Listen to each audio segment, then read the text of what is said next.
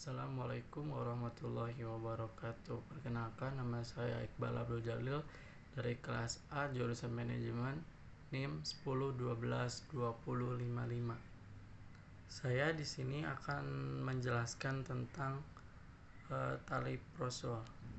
Yang pertama adalah keberadaan para rasul. Pada materi sebelumnya telah diterangkan tentang pentingnya keberadaan para rasul, yaitu untuk memberikan petunjuk kepada manusia tentang Allah dan pedoman hidup. Keberadaan Rasul sangat diperlukan oleh manusia karena ketiadaannya berakibat kekacauan di berbagai bidang. Jadi keberadaan Rasul adalah nikmat yang terbesar bagi manusia. Selanjutnya, Nabi dan Rasul. Allah Subhanahu wa taala telah memberi wahyu kepada para nabi dan rasul. Di antara mereka ada yang diceritakan, sebagiannya lagi tidak diceritakan. Ibnu Katsir dalam menafsirkan ayat ini memilih hadis riwayat Imam Ahmad sebagai sahih, tetapi konteks riwayat Imam Mahdi lebih kuat dan lebih berhak untuk dinilai sahih. Semua perawi yang disebutkan dalam sanad hadis ini tidak ada masalah. Selanjutnya, jumlah nabi dan rasul. Dalam hadis riwayat Imam Ahmad dari Abu Dzar, hadis yang panjang disebutkan bahwa Abu Dzar bertanya, "Ya Rasulullah, kam wa indatul ya anbiya'i qala mi'atul lafi wa ambatu wa isrona fa alfar rasula min dzalika salasu mi'atin wa khamsatan hasyara zamma ghafira." Artinya, berapakah jumlah para nabi? Rasulullah bersabda, 124.000. Para rasul dari jumlah itu adalah 315, jumlah yang cukup. Selanjutnya, 25 rasul. Inilah nama-nama orang yang sangat mulia. Yang pertama Adam, Idris, Nuh, Hud, Soleh, Ibrahim, Lut, Ismail, Ishak, Yakub, Yusuf, Ayub, Su'aib, Musa, Harun, Zulkifli, Daud, Sulaiman, Ilyasa, Yunus, Zakaria, Yahya, Isa, Muhammad sallallahu alaihi wasallam. Selanjutnya, definisi rasul. Yaitu ada 5. Rasul adalah laki-laki, tidak ada yang wanita. 2. Pilihan, tidak bisa ngaku-ngaku, Allah yang memilihnya, tidak sembarangan. Yang ketiga, diutus dari Allah. Ada SK-nya berupa wahyu yang dibawa oleh malaikat Jibril. Yang keempat, membawa misi, yakni syariat. Yang terakhir, kepada manusia, sebagian atau lokal kaum tertentu atau seluruhnya. Yang selanjutnya, apa bedanya dengan nabi?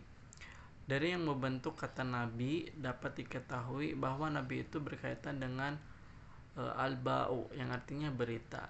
Jadi nabi menerima wahyu yang berupa berita, bukan syariat atau misi. Apakah disampaikan? Tentu. Contoh, Nabi Yusa bin Nun, penerus Nabi Musa alaihissalam, pemuda yang menemani beliau bertemu dengan Hijir. Kaumnya bertanya tentang kewajiban perang dan penentuan pemimpinnya. Allah memberi wahyu kepadanya lalu disampaikan kepada kaumnya. Yang selanjutnya adalah Rasul pembawa misi. Dari definisi Rasul, maka Rasul adalah pembawa atau pengemban misi dari Allah SWT. Risalah yang dibawa para Rasul berbeda-beda sesuai kondisi kaum yang dihadapi. Misi yang sama adalah tauhid. Al-Quran menceritakan sebagian misi Rasul. Nabi Nuh alaihissalam masalah tauhid saja. Surat Nuh, mereka menyembah berhala Wad, Suwa, Yagus, Ya'uq, dan Nasar. Nabi Lut alaihissalam menghadapi kaum homo. Nabi Su'aib alaihissalam menghadapi kaum yang curang dalam timbangan dan takaran. Nabi Musa alaihissalam menghadapi masalah yang kompleks. Yang selanjutnya, sebagai teladan penerapan risalah. Teori tanpa contoh sangatlah sulit. Cobalah membuat kapal penghancur es dari kertas. Memberikan petunjuk hanya berupa kata-kata tanpa ada gambar apapun. Memberikan petunjuk plus gambar contohnya mengikuti langsung dari instruktur tahap demi tahap. Mana yang lebih tepat? Tentu yang ketiga, mengikuti contoh hidup. Begitulah fungsi Rasul yang utama, yakni menjadi contoh teladan bagi pelaksanaan risalah. Selanjutnya, salah teladan.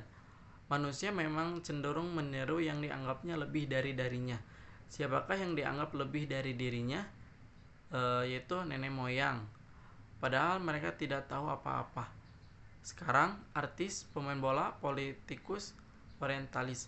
Mereka salah teladan sehingga tersesat dari jalan yang benar. Selanjutnya, tanda kerasulan. Kepada para rasul, Allah SWT memberi tanda-tanda kerasulan mereka. Meskipun Nabi dan Rasul sudah ditutup sejak diutusnya Rasulullah SAW, tapi sejak wafatnya beliau Sallallahu Alaihi Wasallam sampai sekarang masih bermunculan orang-orang yang mengaku Nabi atau Rasul, bahkan ada yang wanita, seperti terjadi juga pada zaman Abu Bakar. Untuk itu penting kita memahami dengan baik tanda-tanda kerasulan, agar kita tidak terkecoh dengan pengakuan palsu itu, dan kita dapat menyadarkan orang-orang yang tertipu bualannya. Sifat-sifat asasi Rasul.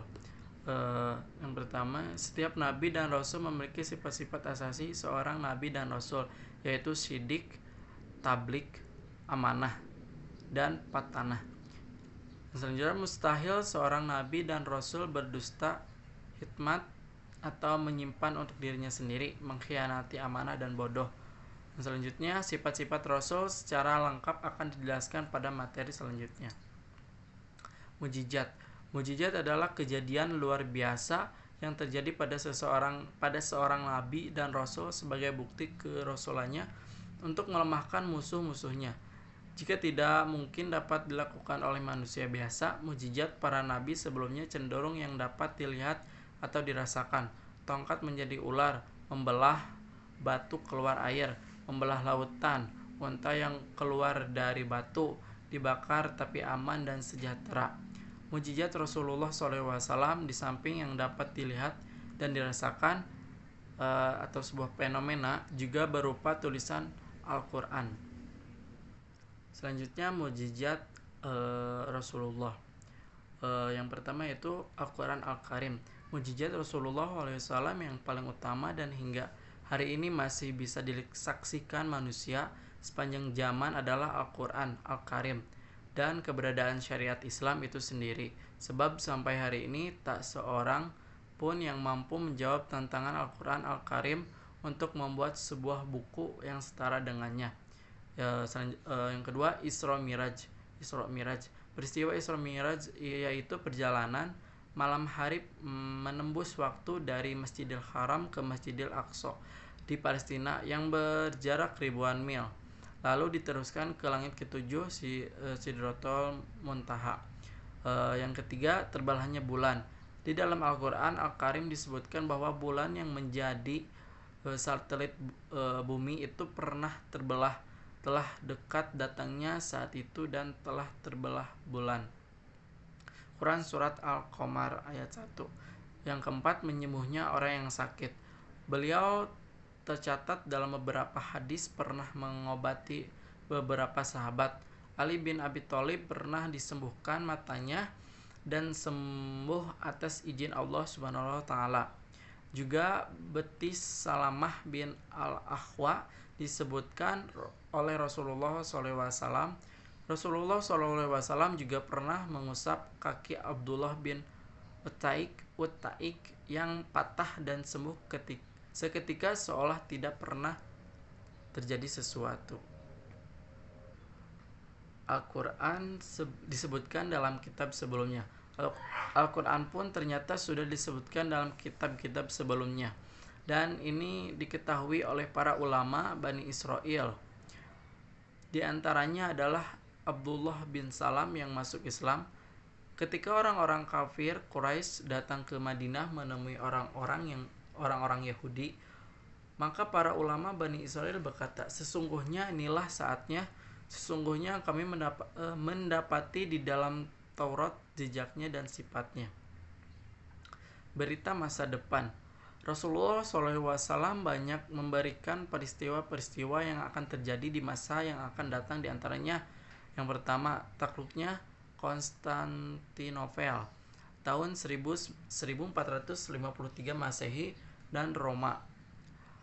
Yang kedua, syahidnya Umar dan Utsman. Yang ketiga, umat Islam akan seperti buih.